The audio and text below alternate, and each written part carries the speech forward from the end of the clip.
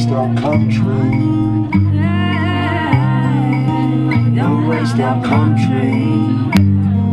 Making announced this policy passing through Parliament bounce. It got stuck on Muckaty syndrome, like into cat versus mouse. Corruption got public, the media loved it. Said secrets. I'm really pleased to be here today at the launch of the Nuclear Freeways campaign.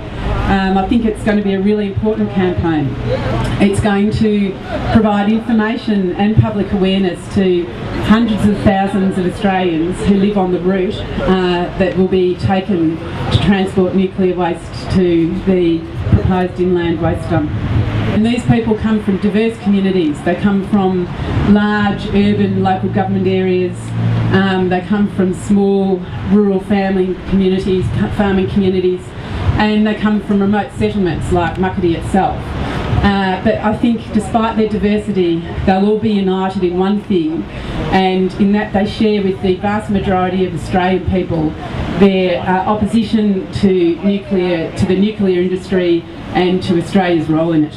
And can I just say what a shame it is that here in this electorate, where again the vast majority of people are completely opposed to Australia's role in the nuclear industry, the local member is doing everything he can to reinforce that industry within Australia. I was here on Monday when the TOs, the traditional owners from the Muckaty lands arrived, and Ferguson's staff would not even open the door to those people. I think it's just an extraordinary sort of derogation of their responsibility as a party which is nominally committed to community consultation and to democratic processes, to shut the door on people whose lives you are going to transform. I think the issues today are very confronting issues. And when we're looking at nuclear waste dumps on Aboriginal land, this is really a reinvention, and it's shame on the Labor government to really step back in history, to take a retarded step, to take a retrograde step, both politically, socially and economically in this country. And this is what concerns us. With the Northern Territory intervention, it's a dive back into the pre-1950s with its apartheid systems, its race discrimination systems, and its systems of genocide against Aboriginal people in the Northern Territory. This issue of nuclear waste dump, particularly near the Muckaty Aboriginal communities in the Northern Territory, is equally genocidal. We know that this is going to bring enormous destruction. We know that radioactivity will bring death. We know that Aboriginal people have been subjected back in the 1930s and 40s to nuclear waste disposal and experimentation by the British back in the central desert parts of Australia, and that there have been Aboriginal people that have died in those territories and areas. And we have people today in West Australia who have been subjected to the same type of genocidal acts with radioactive materials. So we really need to listen to that. We really do not want to revisit it. And I think that we've got very strong statements to make today about removing the muck out of Muckaty, remove the nuclear waste muck out of Muckaty. Hey everyone, it's so lovely to be here today. It's so lovely to see this trip about to happen. I'm very excited about it because we saw it happening when it was going to happen out at Coober Pedy, and it didn't happen out at Coober Pedy. We're going to see it happening to highlight the threats against Muckaty. It's not going to happen there either.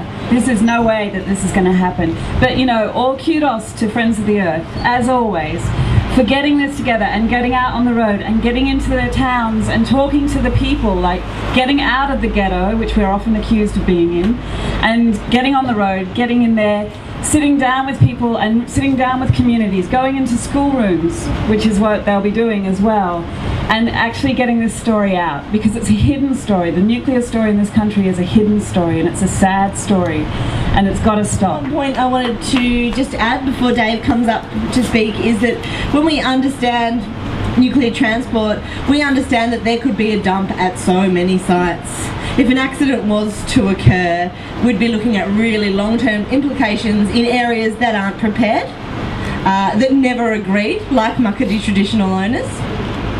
But with that also comes much more resistance, and that's what this tour really hopes to bring. We really hope to sit down and talk with communities along the transport route, and even from the initial consultations that we've been running, people are concerned, people want to know more about this issue. It's a very historic day, I reckon, because it's the launch of a campaign that's going to go literally take participatory democracy, community action and involvement, and turn it into kilometres on the speedo. It's going to turn an idea into meeting people in country towns, schools, local government, all along from Sydney to Muckaty, 3,600 kilometres. A lot of kilometres, a lot of communities, a lot of schools over which material, if Martin Ferguson gets his way, by the way, despite ALP policy, which is quite reasonable. ALP policy is quite reasonable. Every action taken by Minister Ferguson on this issue has been profoundly unreasonable. He has been immature, he has been improper, and he has been unreasonable.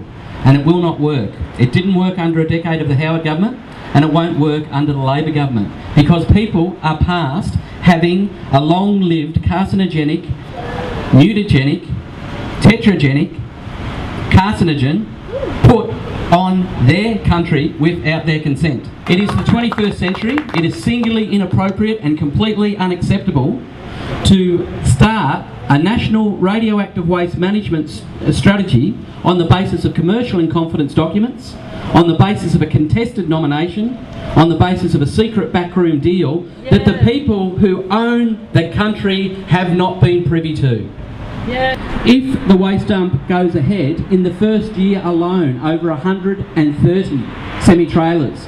Not a neat prop by a group with a profound commitment to non-violence and respect for the future and the people and the planet. 130 plus semi-trailers in the first year alone, barrelling down the railroads, barrelling down our highways, and hope that a kid in a bike doesn't ride in front, hope that a driver doesn't get sleepy, hope that a tyre doesn't blow. Hope that they have upgraded with that national road reconstruction effort, that wonky bridge in the Riverina. That's a lot of hope for material that lasts a long time. And it is an unacceptable and growing burden, and it is a growing issue. When Labor came to power, they promised to repeal Howard government laws. They promised a new process. They promised a better process. They promised community inclusion and consent, best process and best science. All reasonable stuff. They have delivered, under the steerage of Minister Martin Ferguson, not one part of that. This is a failed policy based on a bad process, based on a broken promise. And Labor started its first term in office with great hopes from all of us in the Australian community by saying sorry to a grave structural injustice to the First Nations people of this country. Now, Labor should not end their first term in office, and Minister Ferguson should not end his first term in office by making an act which is a breach of policy, a breach of promise, and which is a profound disrespect to the Aboriginal people of this country.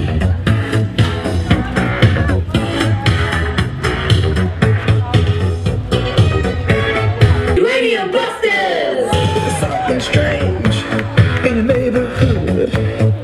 Who you gonna call? Uranium Busters!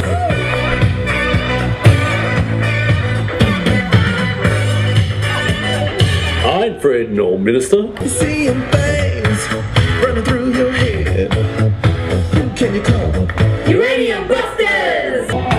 Uranium Busters! Don't waste our country.